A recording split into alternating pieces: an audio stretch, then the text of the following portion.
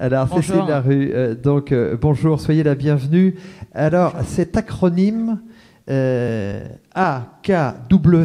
Non, AWKN. AWKN, pardon, voilà, je m'embrouille même moi-même.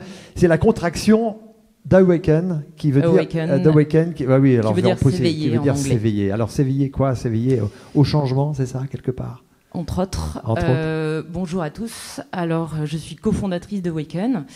Alors nous, on développe un outil pour les formateurs, les coachs, les consultants, pour leur permettre de fabriquer de façon très simple des accompagnements distanciels en complément, qui vont utiliser en complément de leurs prestations présentielles.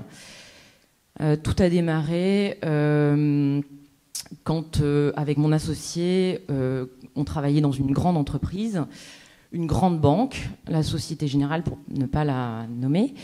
Et tout a commencé quand on en a eu marre du gâchis de la formation. C'est-à-dire qu'en gros, on se forme, on reste des jours isolés et on fait des trucs super avec des formateurs de grande qualité. Et puis quand on rentre au bureau, on ne retient rien. Et donc voilà. Et on a voulu lutter contre cette courbe de l'oubli qui est physiologique et qui est juste là parmi nous tous. Alors comment avez-vous créé justement cette structure concrètement, et est-ce que vous avez été accompagné justement par qui, comment Alors je vais essayer de ne pas dire ce qui a déjà été dit, qui était super intéressant. Anaïs, tout ce que tu as dit, je m'y suis retrouvée aussi. Nous, on a eu la chance de participer à un concours d'intrapreneuriat au sein de notre entreprise. Et c'est ça qui nous a donné le déclic, c'est ça qui nous a permis de nous lancer pour de vrai. Je dis nous, c'est mon associé et moi. Et c'est ce qui fait que c'était un peu la piste de décollage. À l'issue des 6 mois d'incubation que notre entreprise nous a gentiment offert, on a décidé de se lancer vraiment pour de vrai, donc de quitter le groupe. Et ça c'était quoi, en 2018, c'est ça? Quitter le groupe, c'était avril dernier. Oui. Et l'incubation date de 6 mois d'avant. D'accord.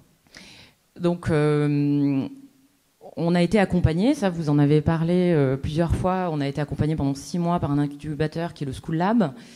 Et ensuite, on a volé nos propres ailes et on a décidé de créer notre entreprise pour de vrai. Voilà. D'accord. Il fallait casser un peu les habitudes, penser un peu autrement, c'est ça que vous aviez aussi souhaité? Oui, moi je pense qu'il y a quelque chose de absolument fondamental quand on se lance. Moi je ne crois pas du tout à la recette magique. Je ne crois pas qu'il y a des grandes théories sur l'entrepreneuriat.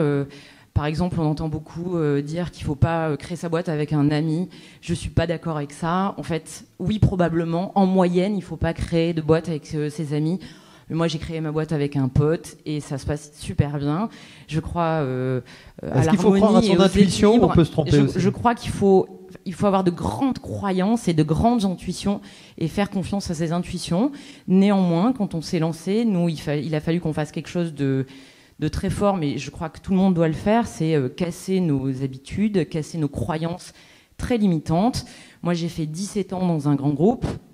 Je pense que je faisais partie plutôt des gens qui étaient innovants, en tout cas créatifs. Je pensais vraiment que je pensais différemment. Et en fait, quand je suis entrée au School Lab et qu'on a commencé à nous accompagner sur le mode un peu start-up, là, je me suis rendu compte que, en fait, malgré tout, j'avais acquis un certain nombre d'habitudes. Il y en a plein, hein, le rapport à l'échec, etc., etc. Et donc ça, il faut casser ça. Et quand on est entrepreneur, on a parlé de curiosité. Il faut être curieux, mais être curieux, c'est être OK pour changer d'avis, c'est être OK pour apprendre tous les jours, c'est être OK pour ne pas avoir des idées arrêtées. Eh bien, merci beaucoup. Merci pour ce témoignage. Merci Cécile pour ce témoignage.